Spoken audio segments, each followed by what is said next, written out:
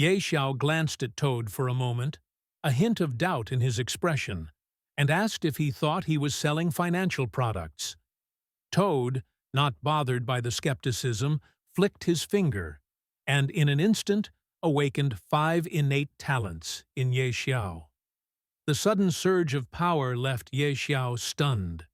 However, trying to keep Toad in check, he remarked that, while the talents were impressive, none of them were offensive abilities. Toad, with a wry smile, explained that Ye Xiao didn't understand how valuable these talents were. In fact, with them, he would be earning 22 million gold each day from his 22 billion gold, as well as gaining 22 free attribute points daily. At the mention of the free attributes, Ye Xiao's eyes lit up with excitement, and his face twisted into a sinister smile. He picked up Toad, eager to enter the newbie village. As they approached the flower plains, Ye Xiao noticed that the area was relatively empty. The server had just opened, which made it the perfect time to level up. He began brainstorming a strategy, aware that leveling as a beast tamer would be difficult since the class didn't start with weapons or armor. Seeing his concern, Toad warned him that choosing a beast tamer was reckless. But Ye Xiao, ever confident, retorted that Toad didn't understand. The beast tamer class had the highest potential and the most room for growth. As the two continued their conversation, a swarm of level 5 monsters suddenly appeared. Seeing the danger, Toad hastily ran toward the city, shouting that Ye Xiao was essentially defenseless against such monsters. Ye Xiao followed, and upon entering the city, he became the subject of ridicule. The other players laughed, mocking him for choosing the beast tamer class, which was often considered the weakest. They also joked that Toad must be his beast, finding the entire situation hilarious. Toad, unfazed by the mockery, advised Ye Xiao to buy a beast egg since he was rich. But Ye Xiao had other plans. He knew the game and its future better than anyone, and he wasn't interested in a standard egg. When Toad asked what kind of egg he wanted, Ye Xiao replied that he had knowledge of a hidden dungeon where a dragon resided, and he intended to raid it for a god-level beast egg. Toad was horrified. "Have you lost your mind?" he exclaimed. "You're only level 1. You can't raid a dragon dungeon." But Ye Xiao, undeterred, told Toad to be quiet. He knew exactly what he was doing. They headed for a place called the Supreme Hall, a building where mages resided. As they walked through the entrance, an archmage at level 80 stopped them, saying that Ye Xiao's level was far too low to enter and that only a city lord's recommendation letter would grant access. Ye Xiao, impressed by the archmage's strength, responded coolly, acknowledging the grandeur of the place, but stating that he didn't have a recommendation letter. The archmage, dismissive, told him to turn back.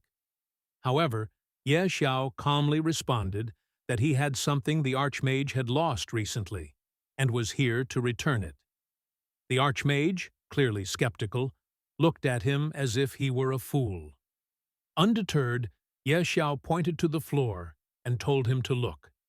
The archmage's eyes widened as he saw gold coins scattered on the floor. Ye Xiao, with a smirk, asked if the archmage liked them. The archmage, now visibly greedy, allowed Ye Xiao to enter with the utmost respect, even offering to guide him to the VIP room in the War God Pavilion upstairs. Ye Xiao, satisfied, commented that the archmage's demeanor had improved dramatically. As they continued to ascend, Toad muttered that money truly worked wonders. When Ye Xiao reached the top floor, he was confronted by 2 towering golems, one at level 100, the other at level 80. Toad, impressed by the guardian's strength, remarked that Supreme Hall really lived up to its reputation. But Ye Xiao, unfazed, dismissed the golems as beneath him and continued walking. At the end of the hall, they met a massive, berserk blood warrior. Ye Xiao asked to hire a divine-level golem, but the warrior scoffed, explaining that his level was too low and it would be far too expensive to hire such a golem. Undeterred, Ye Xiao offered to pay 1 billion gold per day for the service. The warrior, now visibly shaken by the amount of gold, stammered and began searching for loopholes that would allow Ye Xiao to hire a divine-level golem. Eventually, he suggested that Ye Xiao contact a divine spellcaster who could assist him. Ye Xiao's excitement surged. He knew that divine spellcasters were a hidden class, and he immediately asked the warrior to summon her. The warrior agreed, but said that Ye Xiao would need to sign a contract and pay in advance. Ye Xiao, ever the strategist, signed the contract and agreed to pay later. With a flick of his finger, the warrior summoned the divine spellcaster, and both Ye Xiao and Toad were stunned as a beautiful woman appeared before them. She introduced herself as Dolores, a divine-level spellcaster, and confirmed that she was contracted to serve Ye Xiao for a limited time. She would follow his orders for the duration of her service. Ye Xiao was still in awe, realizing that her level was so high that he couldn't even see it. Dolores approached him, her presence commanding, and gently grabbed his chin, offering her assistance.